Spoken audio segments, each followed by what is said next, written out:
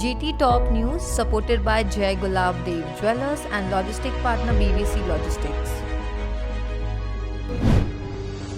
Dollar की तुलना में रुपए में आई मजबूती के चलते इसका असर मुंबई के सराफा बाजार पर साफ दिखाई दिया। मुंबई के जवेरी बाजार में मंगलवार को सोना 390 रुपए प्रति 10 ग्राम की गिरावट के साथ 47,170 रुपए पर कारोबार करता हुआ दिखाई दिया, जबकि चांदी 600 रुपए प्रति किलो की गिरावट के साथ 68,600 रुपए पर कारोबार करता हुआ दिखाई दिया। बाजार के जानकारों का मानना है कि शादी के सीजन को देखते हुए सोने के दाम में बढ़ोतरी की ज्यादा संभावना है। अंतर्राष्ट्रीय बाजार में लाइव गोल्ड स्पॉट के दामों में गिरावट देखी गई है। सप्ताह के दूसरे कारोबारी दिन यानी मंगलवार को अंतर्राष्ट्रीय बाजार में लाइव स्पॉट गोल्ड की कीमत ने 0.4 डॉलर प्रति औंस से ज्यादा की गिरावट देखी गई।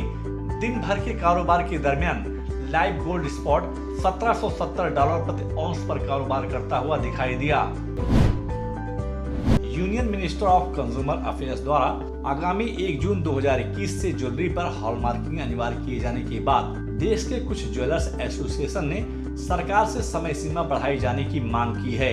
All India James and jewellery domestic council ने इस संदर्भ में केंद्रीय उपभोक्ता मंत्रालय को एक पत्र लिखकर मांग की है कि देश की वर्तमान स्थिति को देखते हुए हॉलमार्किंग की समय सीमा को जून 2022 तक बढ़ाया जाए।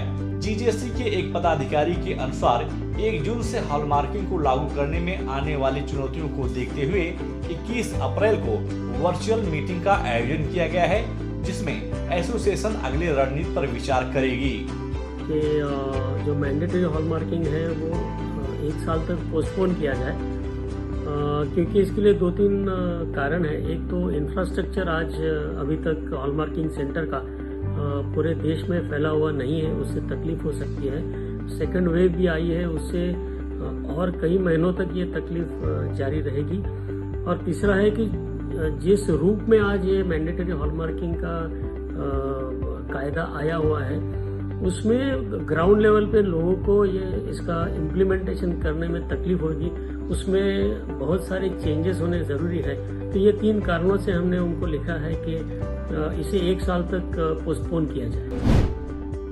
Gem and jewellery export promotion council ने भारत से रत्न और आभूषण आयात की श्रेणियों पर यूएसए सरकार द्वारा प्रस्तावित 25% तक आयात शुल्क पर चर्चा करने के लिए गत 17 अप्रैल को एक खुली चर्चा सत्र का आयोजन किया, जिसमें सभी व्यापारियों ने लेवी के खिलाफ संयुक्त राज्य व्यापार प्रतिनिधि को याचिका लिखने का अनुरोध किया है। जेजीईपीसी के अध्यक्ष कुलिन शाह ने बैठक के बाद कहा कि भारत ने विदेश से किए गए ऑनलाइन लेन देन पर 2% की बराबरी का शुल्क लगाया था, जिसके बदले अमेरिकी सरकार ने यह चेतावनी दी है कि वह 25% तक आयात शुल्क लगा सकती है।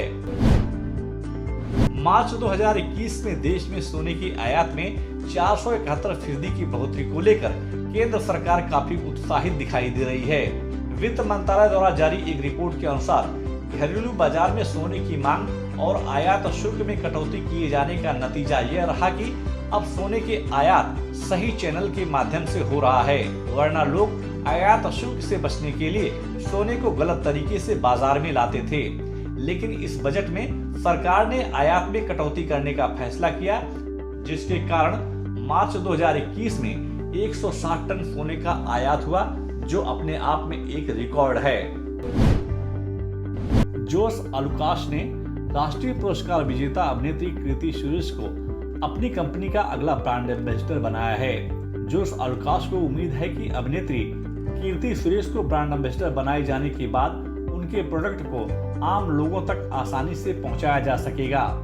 जोश अल्काश ग्रुप मैनेजिंग डायरेक्टर वर्गीस अलुका ने जानकारी देते हुए कहा कि अभिनेत्री कीर्ति सुरेश हमारे एक्सक्लूसिव डिजाइन परंपरा कलेक्शन को पेश करेंगी।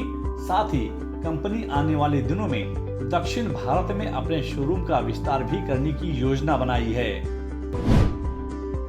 आभूषण की प्रमुख कंपनी ओरा फाइन ज्वेलरी ने घोषणा की है कि वित्त वर्ष 2021 की समाप्ति पर कंपनी के रेवेन्यू में 5% की गिरावट देखी जा सकती है।